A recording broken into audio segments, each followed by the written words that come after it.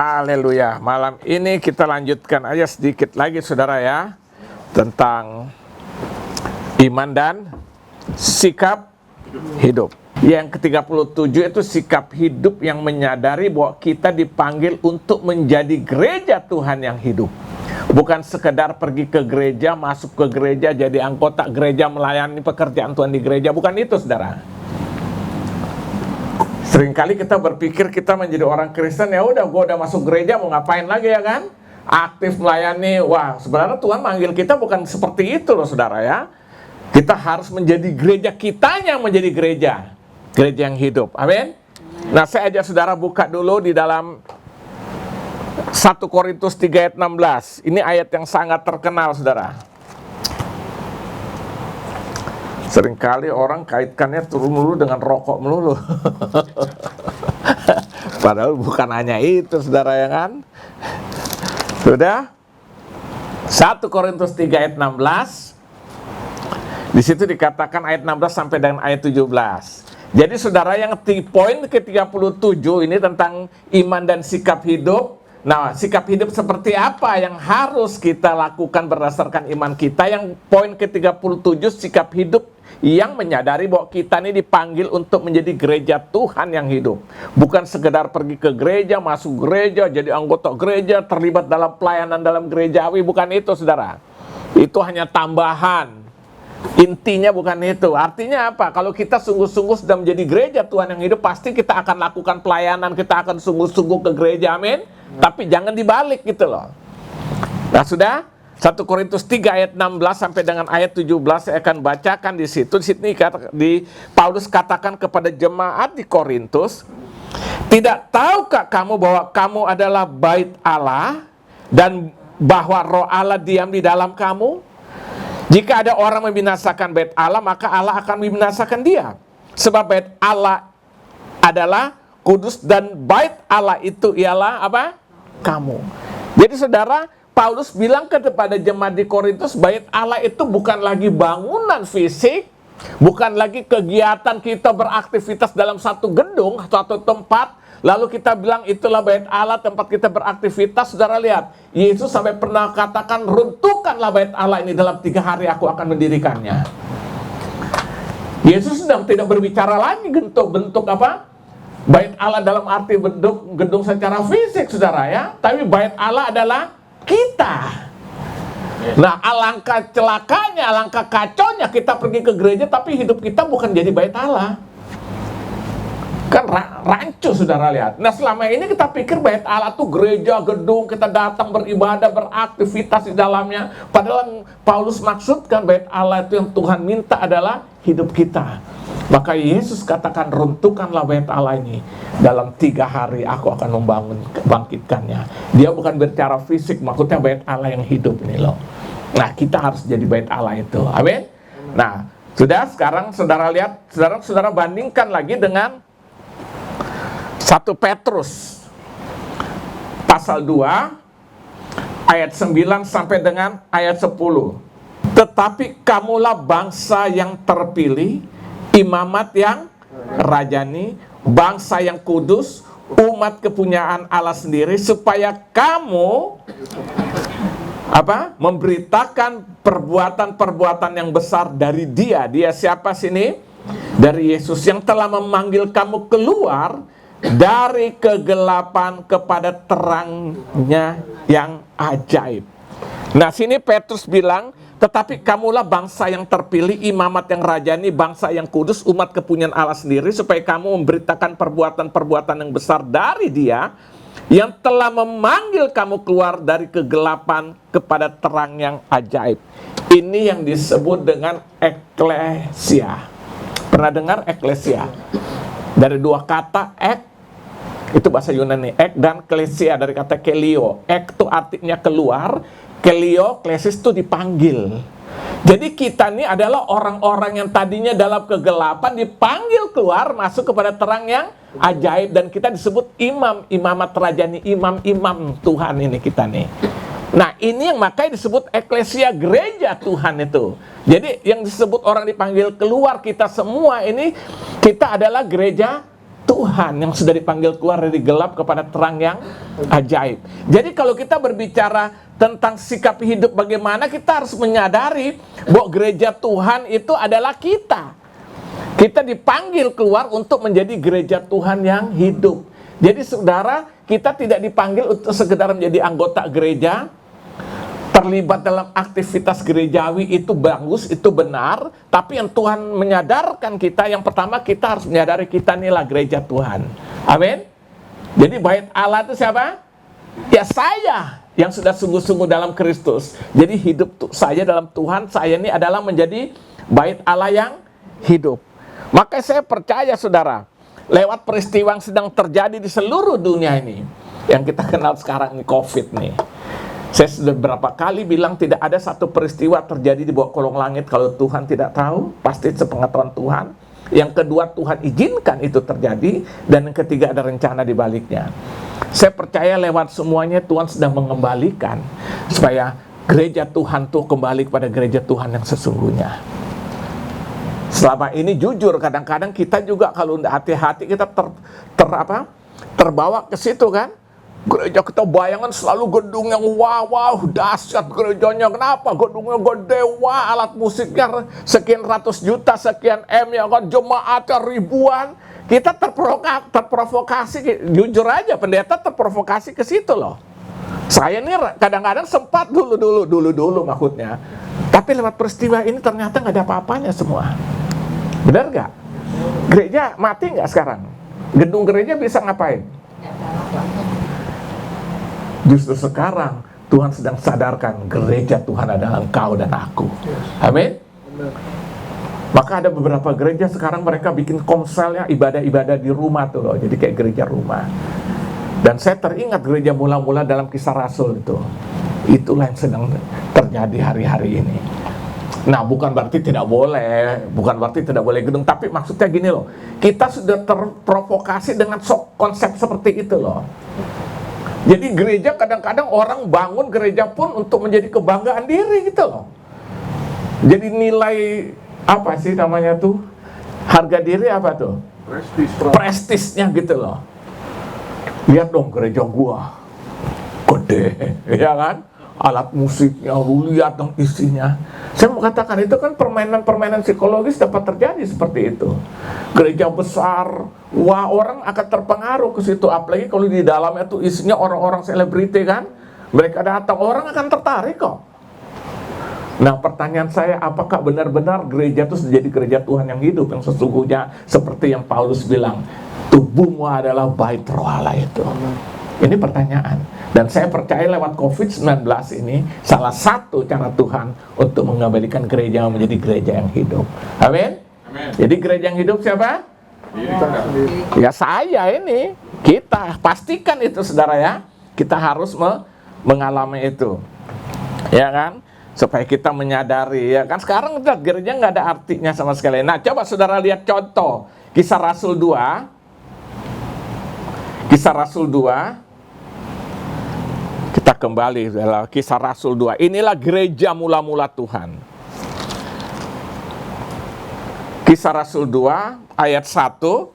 Terus kita loncat ke ayat 41 sampai 47. Saya baca. Kisah Rasul 2. Ketika tiba hari Pentakosta, Penta itu artinya 50 ya. Semua orang percaya berkumpul di satu tempat. Nah, lalu kita lihat ayat 41 sampai dengan ayat 47. Orang-orang yang menerima perkataannya itu memberi diri dibaptis, dan pada hari itu jumlah mereka bertambah kira-kira 3.000 jiwa. Mereka bertekun dalam pengajaran rasul-rasul dan dalam persekutuan, dan mereka selalu berkumpul untuk memecahkan roti dan berdoa. Maka ketakutanlah mereka semua, sedang rasul-rasul itu mengadakan banyak mujizat dan tanda.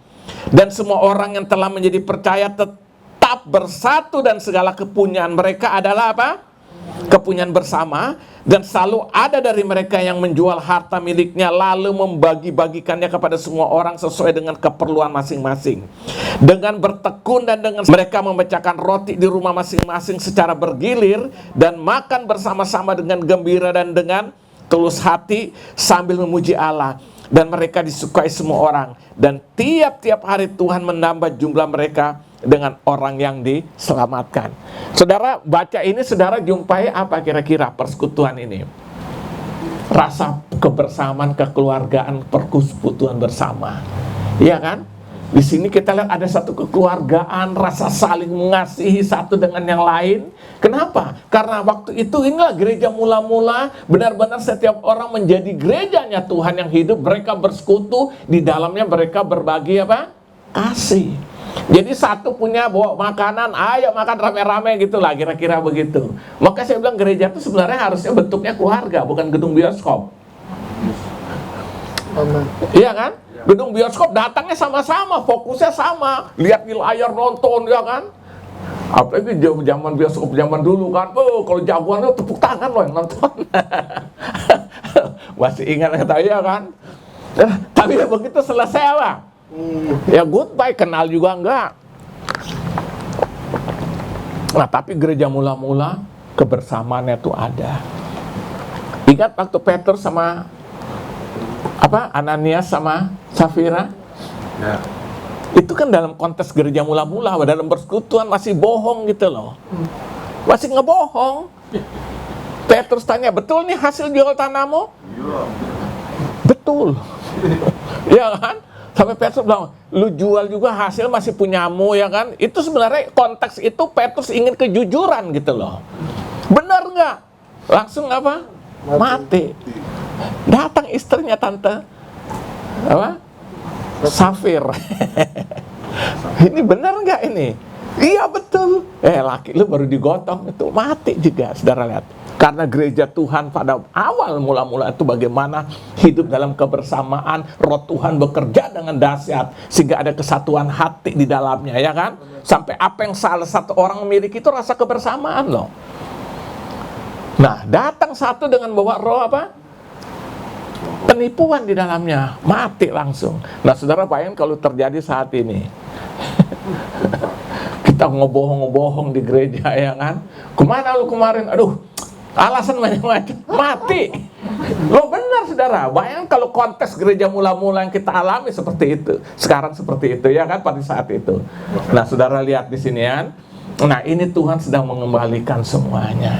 Nah, sikap hidup beriman, orang beriman, dia menyadari bahwa dia dipanggil untuk menjadi gereja Tuhan yang hidup. Amin. Jadi kita tidak cukup puas hanya menjadi apa? Menjadi anggota gereja, terlibat dalam pelayanan gereja, tapi kita mau menyadari kita inilah tubuh kita, hidup kita ini adalah gereja Tuhan. Jadi bukan persekutuan orang yang beragama ke Kristen dalam sebuah tempat, gedung atau ruangan. Selama ini kan kita anggap gereja itu persekutuan apa? Orang beragama Kristen kan?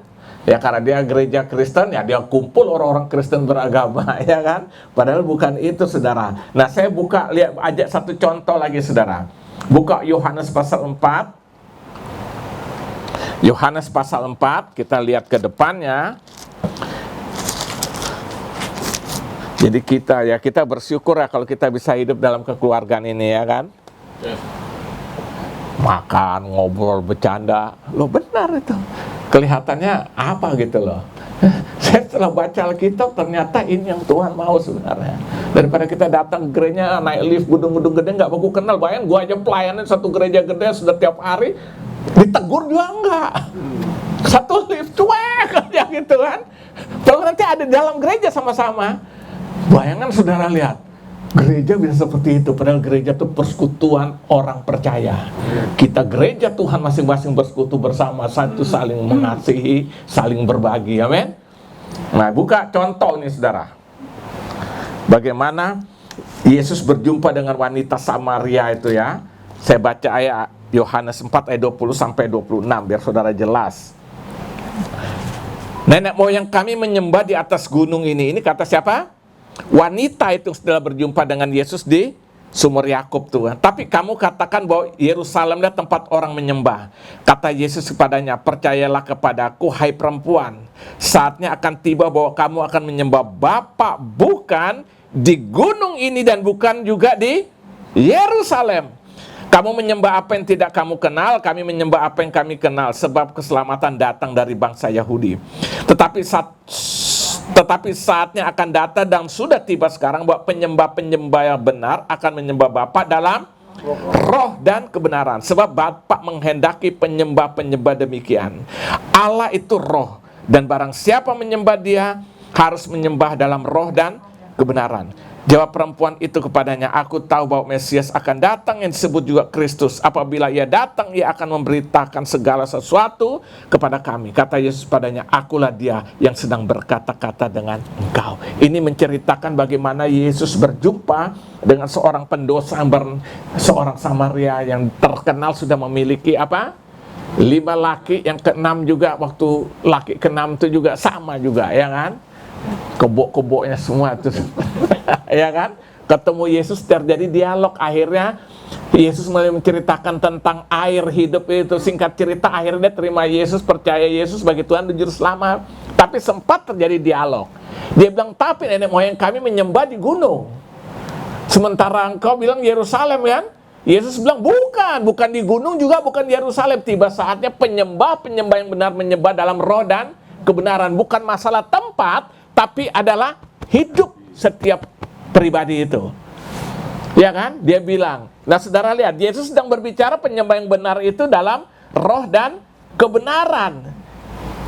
Saudara lihat. Dan akhirnya saudara lihat di ayat 39 itu, yang terjadi dengan wanita itu. Dan banyak orang Samaria dari kota itu menjadi percaya kepadanya karena perkataan perempuan itu yang bersaksi. Ia mengatakan padaku segala sesuatu yang telah kau perbuat. Akhirnya wanita ini, dia sudah menjadi bait Tuhan yang hidup itu. Melalui hidupnya dia menjadi saksi. Akhirnya banyak orang-orang Samaria yang tidak percaya Tuhan percaya Yesus melalui siapa?